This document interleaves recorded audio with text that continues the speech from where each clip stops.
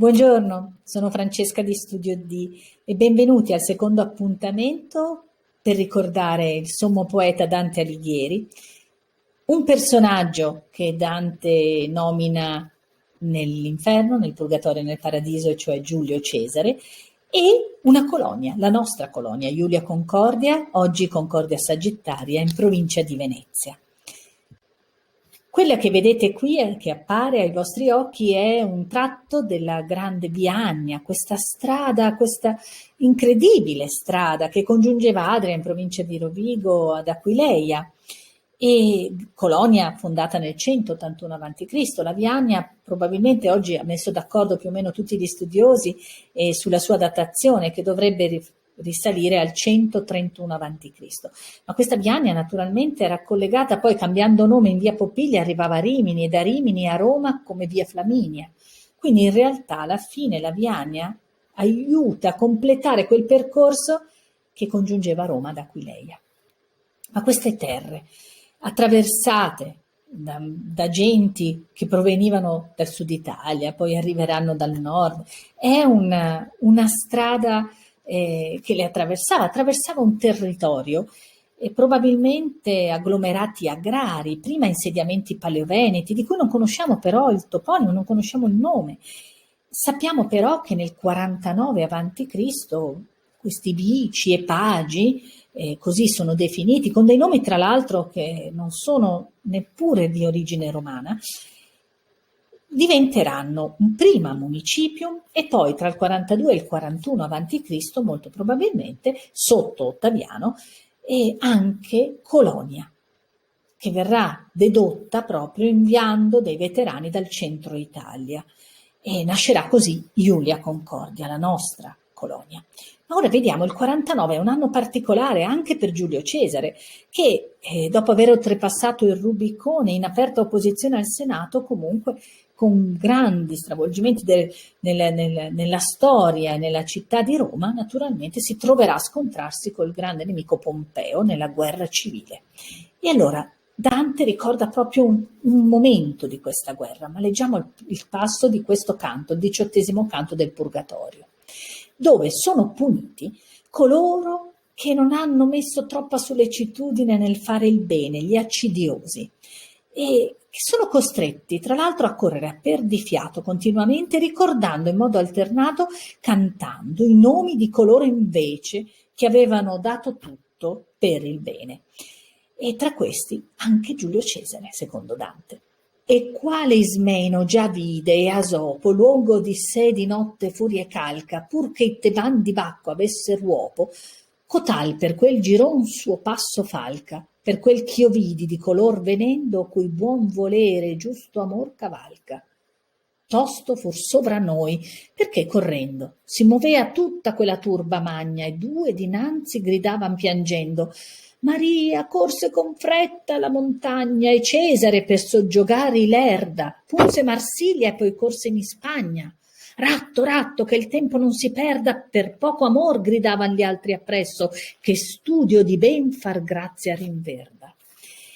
Ed è qui proprio la sollecitudine, la figura di Cesare, che lui stesso racconta nel Bellum Civile quando ricorda quei momenti. Cesare arriva, deve inseguire Pompeo, arriva a Marsiglia e spera di trovare tra l'altro un appoggio in questa città, ma ormai Pompeo aveva inviato un certo Domizio a Marsiglia e già aveva occupato l'Erida, quella che viene chiamata Ilerda naturalmente in Dante.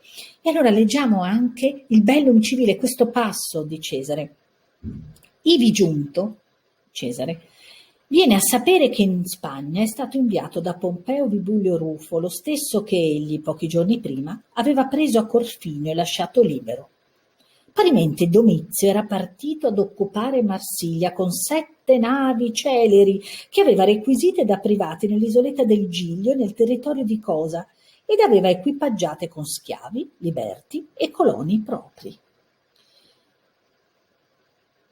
E già prima erano stati mandati nella propria città come ambasciatori giovani marsigliesi di nobile famiglia che Pompeo, partendo da Roma, aveva esortati a non cacciar dalla memoria per i recenti servizi di Cesare i suoi benefici antichi.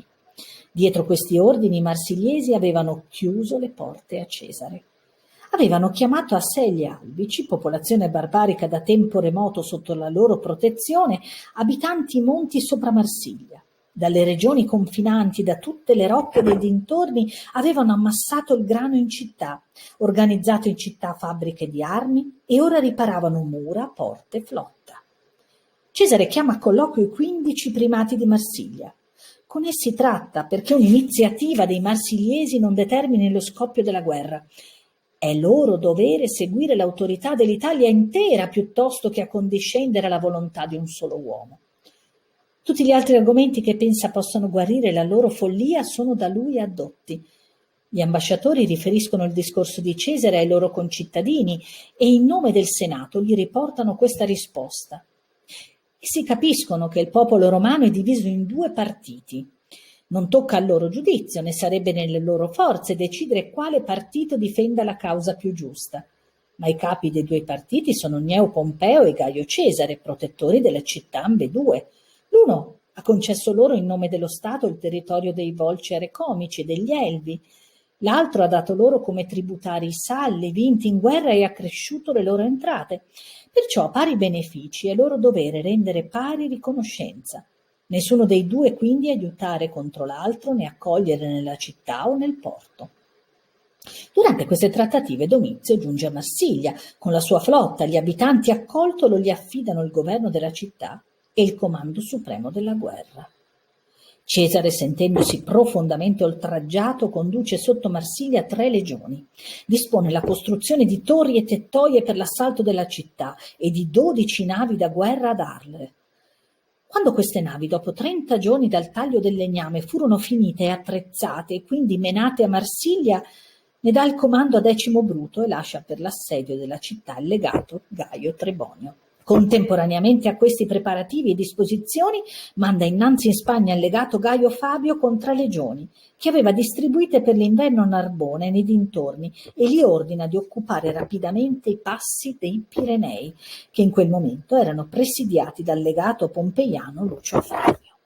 E così inizia poi quella grande battaglia di Lerida che vedrà Cesare sconfiggere i pompeiani.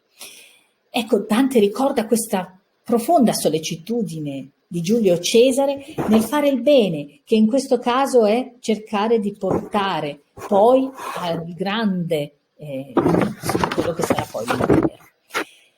Cesare ha una sua visione naturalmente, ma quanto questo periodo è influente anche per il nostro territorio. Allora guardate, il cippo che io ho voluto posizionare qui in questa slide racconta proprio di Pagus Facanis, questa circoscrizione appunto agraria territoriale che ricorda con un nome che probabilmente è di origine celtica anche il nome di questo villaggio, potremmo definirlo così, che comunque cambierà appunto tutta la sua fisionomia e struttura proprio in quest'anno così determinato.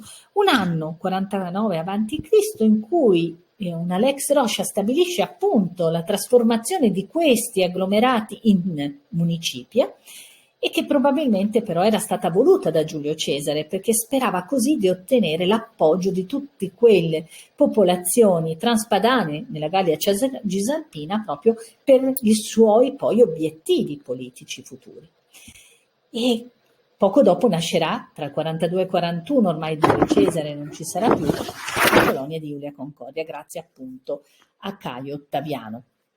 E qui la storia poi continuerà, è possibile oggi passeggiare per questa cittadina meravigliosa perché un percorso proprio archeologico permette di osservare quello che è rimasto della colonia romana, un tracciato appunto della via Annia, alcuni resti di una porta urbica di nuovo scavo eccezionale e poi tutto il complesso paleocristiano invece con l'interno naturalmente di una basilica paleocristiana del IV secolo d.C. che non fa altro che raccontare quanto questi luoghi siano impregnati della storia dalle antichità, da quello che era il momento appunto dall'età del ferro fino all'epoca tardo-antica. Questa immagine rappresenta che al di fuori del grande cerchio delle mura, prima dei grandi magazzini e poi il complesso religioso appunto paleocristiano prenderanno forma. Una città che vedete segue in realtà l'andamento anche del fiume, che quindi le dà un aspetto di esagono irregolare, ma che ha una storia veramente densa di avvenimenti e che ha visto passare probabilmente proprio lungo questa strada, la Via Annia, Cesare con le sue truppe in più occasioni. E allora al prossimo appuntamento con il Paradiso. A presto!